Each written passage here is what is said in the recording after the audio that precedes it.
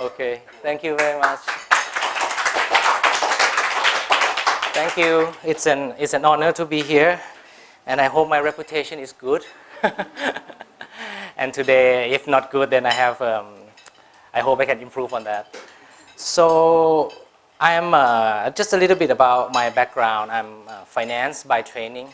My last job 2 years ago was in risk management. So I analyze companies, I analyze industries. And this whole waste and sustainability and circular economy is very new to me also. But today I'm going to share with you what I have learned and what I'm doing. Okay, so let's start. So headlines around the world, you can see this young generation, they're striking, they're asking for everyone to change. The question is, what do they know that we don't know? Okay, and to me, I think it starts with a very simple question. Where are they from? It's not that they inside that picture, but when I say they, I mean this glass, this flask, what we are eating, what we are wearing, this microphone, your iPhone. So everything. And when you ask this question, you have to wonder how does this thing gets made? Okay. And so the conclusion is that it's come from the earth, right? Your iPhone, a couple of years ago, if they asked me where my iPhone comes from, I would say, oh, it's come from the D-Tech shop at Central Lad Pral. But today, I would say, actually, it must have come from the factory Foxconn, who got all the minerals from Chile, from China, from all over the world. So this is how I see new things now. Even the things that are on your table, the cloth and everything like that, the perspective has changed. So we have to think, we are digging up things from the earth, okay?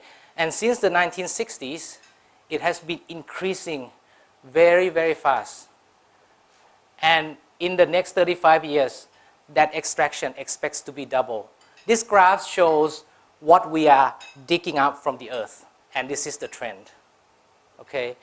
And this is go hand in hand with the trend of a carbon dioxide concentration.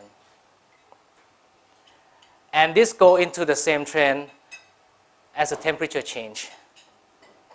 And this part, we can conclude it is a problem of a climate emergency, or you can say the climate change or the global warming. I think global warming is too light of a word today. The next question that I have asked is that after we use all of these things, where do they go? And I think with the age of the internet right now, you have seen this kind of image before. So the world now is also in a waste crisis at the same time. So we have all these two problems, and to summarize this, is a part of the same coin. And this coin is a system. It's a system of a linear economy, where we make things, we use them, and we waste them and dispose. So you can see that the climate crisis and the waste crisis is part of the same chain, part of the same system that we are currently having right now. But wouldn't that be great if there is a solution to fix this? And that solution is, instead of you wasting it, you circulating them back.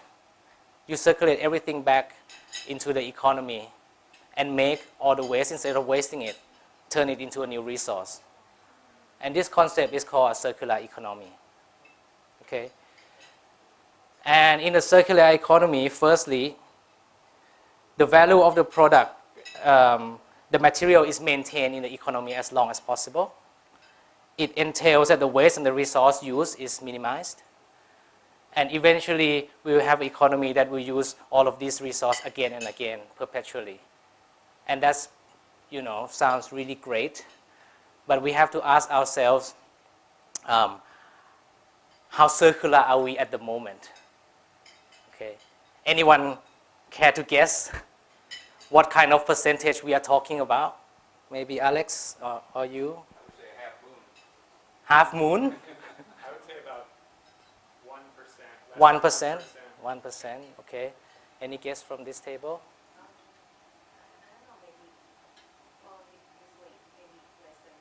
Less than 1%.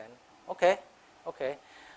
Actually, according to the circular gap report, at the moment we are using 9%. So this includes your recycling, your upcycling, your downcycling, your reusing, your reduction. So actually, circular economy is a very basic word for the 3 R's that you already know today. Okay? And so it means that another 91% of the resource that we have dug up are all wasted. Also, that's why we have so much waste at the moment. Okay? And actually, this is a great opportunity. According to this report, it says that the circular economy has the $45 trillion opportunity. This is 55 times the global GDP.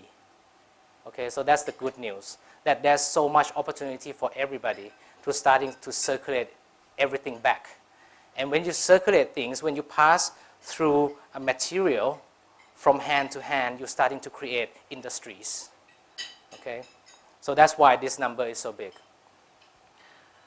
So let's go now into one particular area of the industry that I have been familiar with, which is fashion. And how sustainable is fashion? Actually, my sister is here. And she is where I learned about fashion. As you know, I'm not a fashion person at all. But I became interested in this industry because of the fact that I learned that since 2000, the number of clothing that we have produced doubled from 50 billion pieces a year to 100 billion pieces a year. And how many people in the world right now? 7 billion. So we are producing like 11, 12 times more than the population of clothing. And this comes from 2 effects. The first one is the rising of the middle class, especially in China. The second one is the question that some of you may have in the morning, that when you open your closet and you see so many clothes and you say, oh, damn it, I have nothing to wear today. I heard that before. I'm not sure where, but yes, very often so. So that's the production for you right there. And the video that I'm going to show you now is the externality of the production of fashion. Okay? So this is a real cost that has not been accounted for. Well, firstly, 10% of the greenhouse gas come from fashion. And every second we're burning textile with one garbage truck. Okay. When you wash synthetic garments, you produce so much microplastic, which goes into the food chain. Water is of essence because one T-shirt is equivalent of using drinking water of 2-3 years. And carbon emission from one jeans can drive like equivalent to a car drive of 100 kilometers. Trees get used, the forest, and also the pesticide that comes with cotton. Cotton contributes to 16% of the world pesticides use. Okay, so it has a lot of different effects. Okay, so we have to ask ourselves also, how circular is fashion right now? Okay, and the number actually came up. Actually, right now we're only circulating 1%. And this picture will show you is quite a complicated diagram, but it shows that from this virgin material, plastic is contributing to 63% of the whole clothing that we wear right now is oil-based. And so 73% of everything that we wear will eventually end up in landfill or get burned. 15% will be tried to circulate back into the economy. So this is get lost in the transportation. This part is cascading recycling, so it means it goes into lesser value. So it doesn't go into fabric anymore, but only 1% gets circulated back here. And this part of 12%, this is something that I have been working on. And this is what it looks like. So when you have a garment factory, you would imagine that they use up everything that they order. But in fact, that's not the case. You also have to order in excess in order to be able to maintain the business flow. Instead of ordering, they have to have a small margin of 3 to 5%.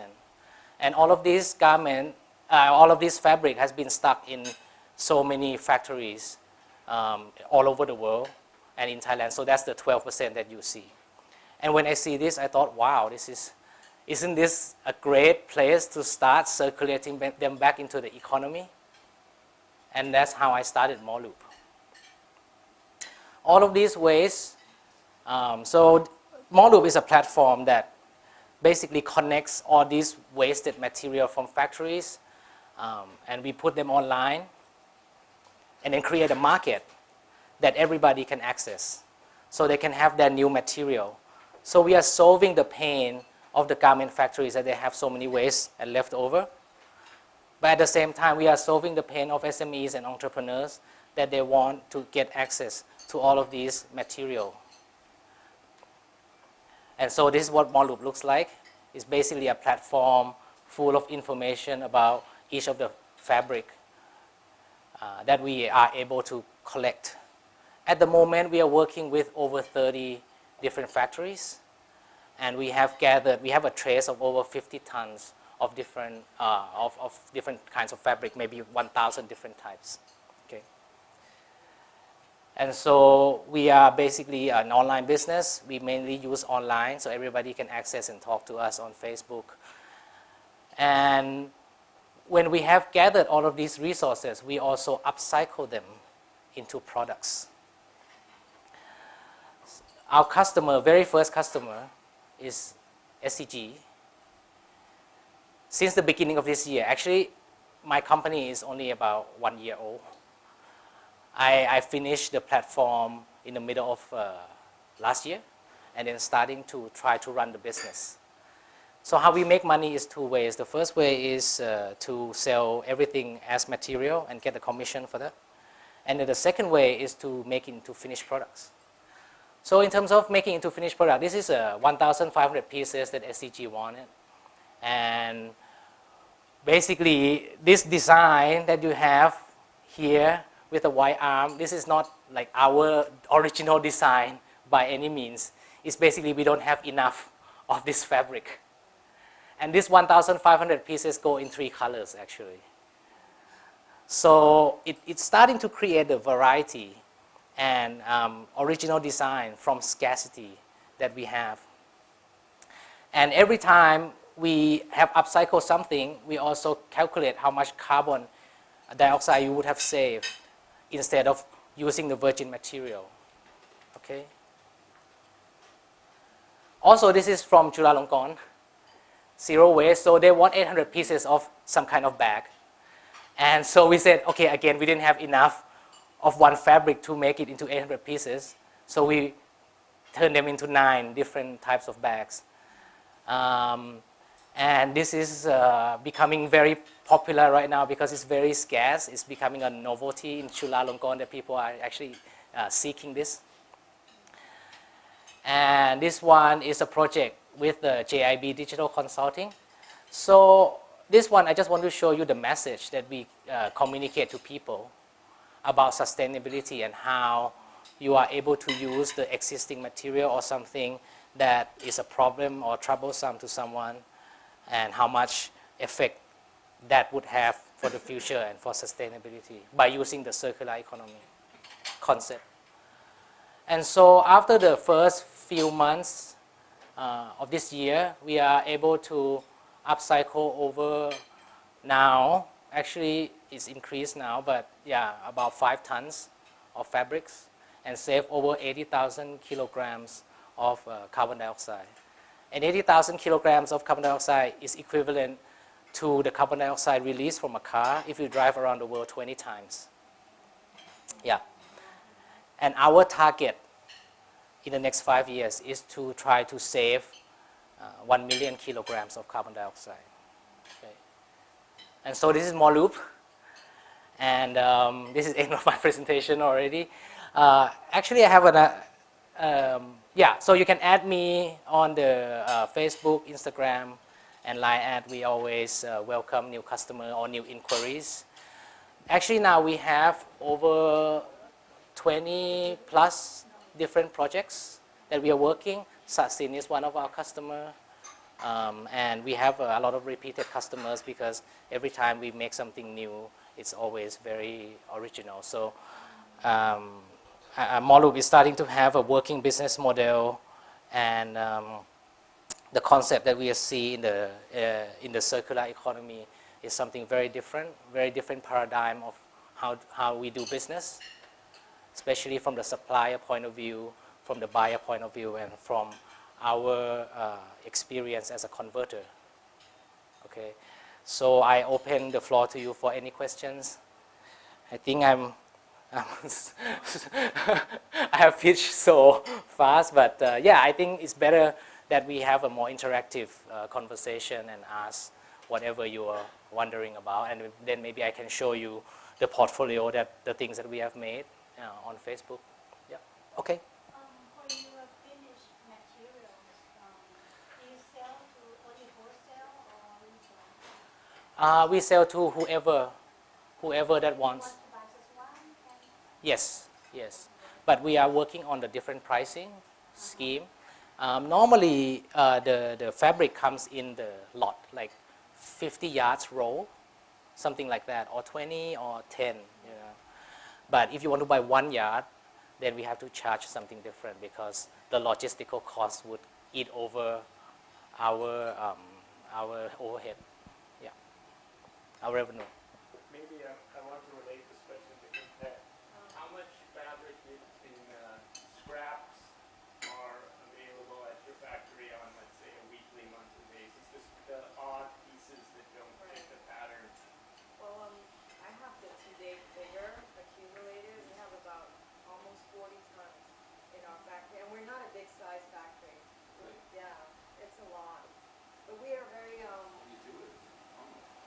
For the scraps, we are linked to foundations close by our area, which they use for their, I guess, for like, But not quickly enough. not quickly enough, or maybe that we're selling them off for dollars.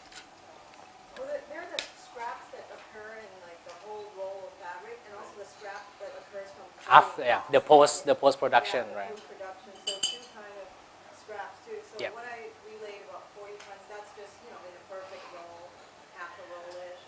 But the scrap, that's another story. So Yeah. that's like a whole other Yes. So can you guess what my question is? Yes. In Thailand, I have estimated that each year we are wasting 350,000 tons worth of fabric. That an equivalent of 700 million T-shirts a year in Thailand alone. So have you looked at what other type of products you could make using very small pieces of material? That's kind of my question. Oh, okay. For the patchworking, there is already people working on that. But for us as a platform, we haven't focused on the post-production yet. We are looking at because actually my vision in my head, I wanted to make a circular platform for every material. It just so happens that my co-founder, she's in the garment factory. Yeah, so we're starting from this material, and we have analyzed so many other industries, and I think this one is probably one of the easiest to penetrate. Yeah. Can I add about the whole scrap? I also work with the more upper tier supply chain, which is doing yarns. There's already technology out there, whether it's in Europe and Japan, that they are buying scrap materials from on the consumer level, factory level, actual scraps and re-spinning it into Mm. yarn. Mm. So this is an effort on the Mm. Mm. Mm. Mm. Mm. So this sounds like big business. it is doing it. it's a whole different realm. Yes. Obviously, with Moreloop, it's related to the after or the before it's being cut stage. Yep.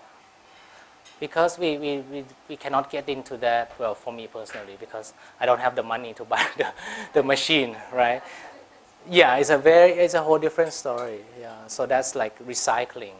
Well, if it's being done, you don't need to do it. Correct. You got your niche.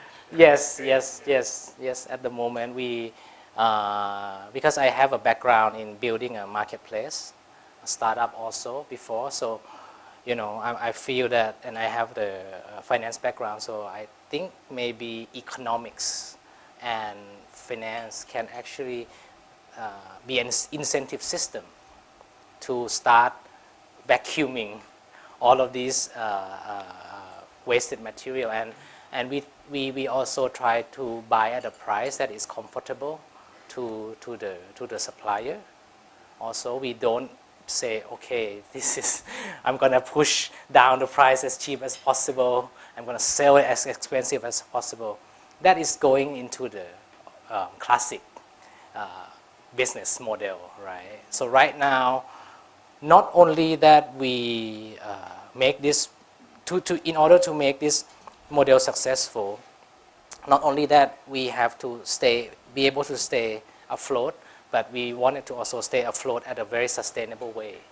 Because we're working in a sustainable realm, we also want to be a sustainable business and staying very sustainably for everybody involved. I have a question. So, like, Okay. where do you see like business growth in this like area of like recycle clothes? Like, because I see you work with individual like university Yep. or organizations. Yeah. So I'm curious of like how do you see in like 5 years time or like 10 years time? Mm-mm. Yeah. I think given the movement and logically speaking, all the data that you have seen about the extraction and the climate, everything is so near us right now. When Al Gore said it in 2009, I was still like, wow, this is scary, but yeah, okay. But right now, people are starting to take action. They're starting to be forum. They're starting to be superstar in this realm of business and activities, right? So yeah, it's a paradigm shift to me. It's not a trend, it's a threat. And so everybody have a chance to take an action. I mean, I myself, before this, I would never have a chance to come and speak at Sassin at all if I still work in the banking business. So I'm just an ordinary person who just work, but I came out and explore something, and I'm starting to see this. So yeah, I think it's something that can grow. With the rate that we are growing, we've been getting maybe 1 or 2 requests a day to ask us to produce corporate t-shirts or gift bag and everything like that. So we've been working very hard because our team is still a team of 2. Now we have 3. But that is our job, to be able to be the best, one of the best upcycler in the world. Yes, and that's what we wanted to do. What do you think is your biggest business challenge? It seems like it has high potential. Yes. All the pieces are there. But Yep. what do you think might prevent you from achieving your goals? I've been thinking about that. And I think what we are focusing right now, because I personally have never started from an idea to a potential business. Right now, I think it's the scaling part, how we're going to scale, what different types of investment we are going to do in the future, that we're now seeing different value adding that we can do in one revenue cycle. So my challenge is maybe that I'm too slow. Yeah. I don't see potential threat from existing business so much. Yeah, I think as long as Moreloop creates products that functions, I think we can maintain this momentum. I think it's the speed in which I have to. It's a personal ability right now. Yeah. The same Moreloop is a business contribute to sustainability.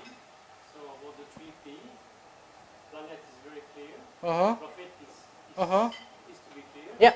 What about people? What about the Okay.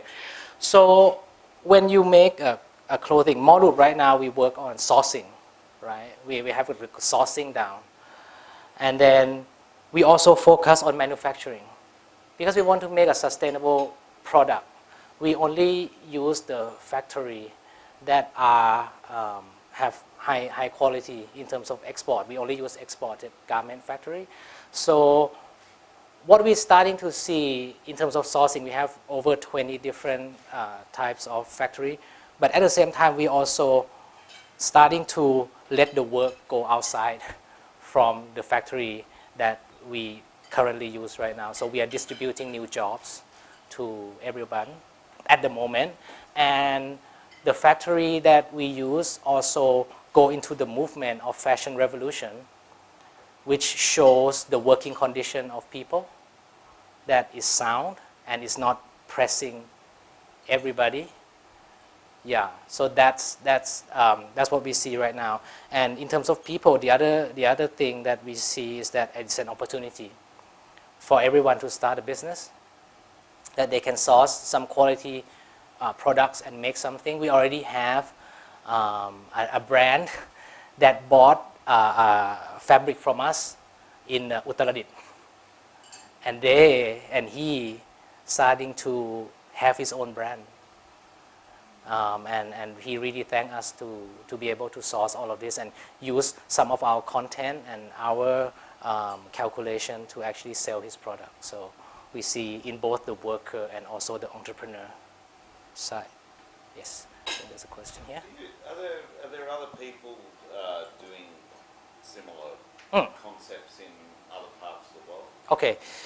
Okay. We know of one from Estonia. They are called Reverse Resource.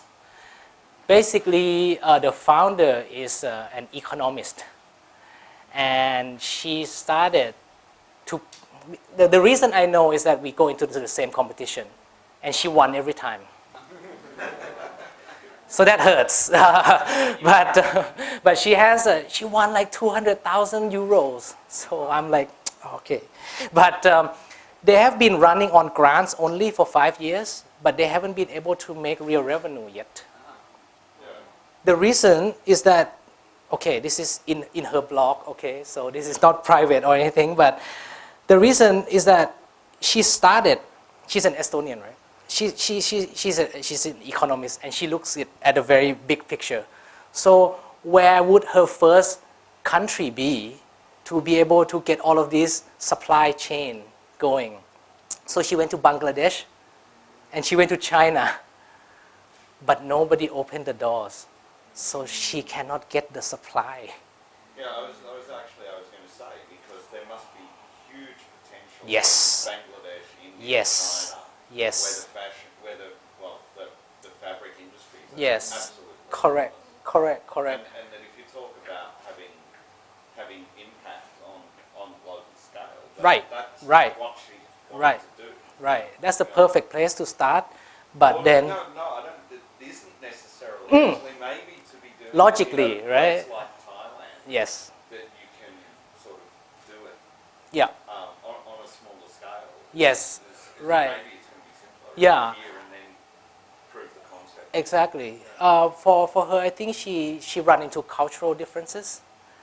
Also, it's very difficult to penetrate all of these garment factory. Yeah. But my secret weapon is my co-founder. She also is very high up in the garment and textile society, and so she have a lot of friends. And also in Thailand, we have so many good quality products. You wouldn't believe what I have found inside all of these leftover. I think you can, you can also say about that. But we have found bamboo cotton, very soft really great stuff. We have a lot of really high quality producers in Thailand. So I can truly say I found treasure in trash. And I think that's the difference. Yeah. And we start very small, but we're starting to get the work and the trust going. Yeah. So there's no B2B network for this fabric, this surplus fabric. They're not doing anything with it. Huh? Surprising, like a local, like maybe an export quality fabric would move to a domestic, you know, focused factory.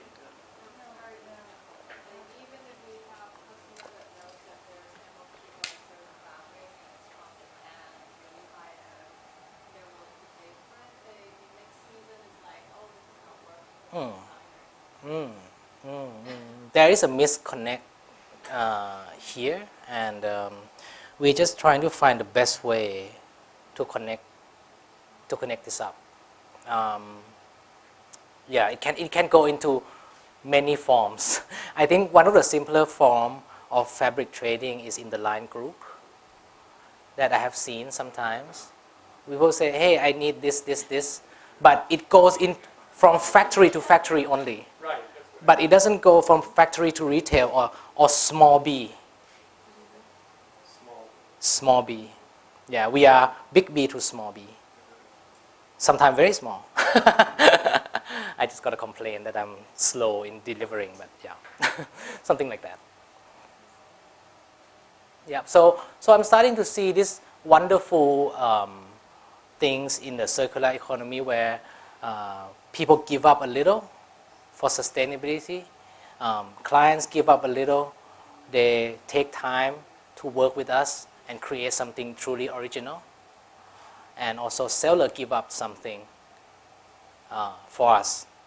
So everybody give up something, and that's starting to see a very natural, a very technical term is called the industry symbiosis, where you have the circle of the life that there is no waste, because you have to realize that people or human are the only species that have waste.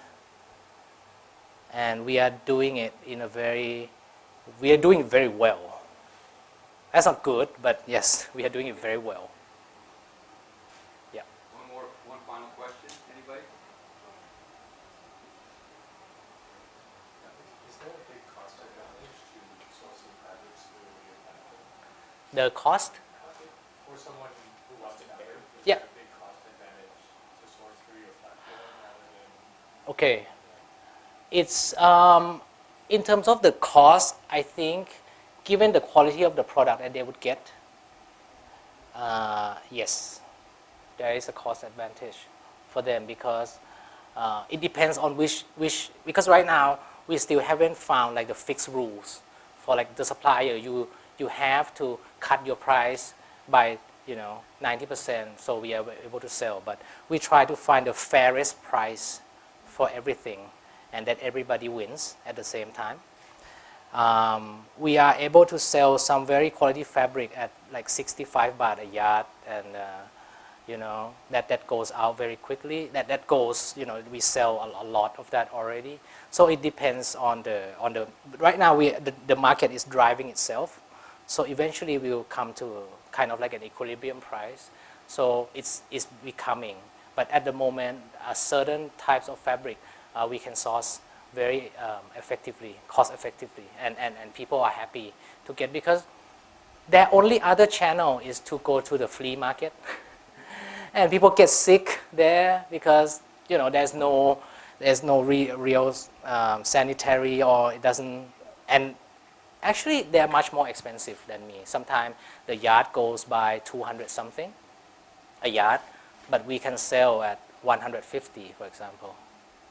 Yeah. So yes. Okay, well, thank you very much. Let's all give one hand. Thank you so Thank much. you for your work, and thank you for your presentation. Thank you. And this is a small reward for your Wow. efforts. Yeah, there you go. Would you like this? Okay. Get Sure. away from the light, huh? Brother.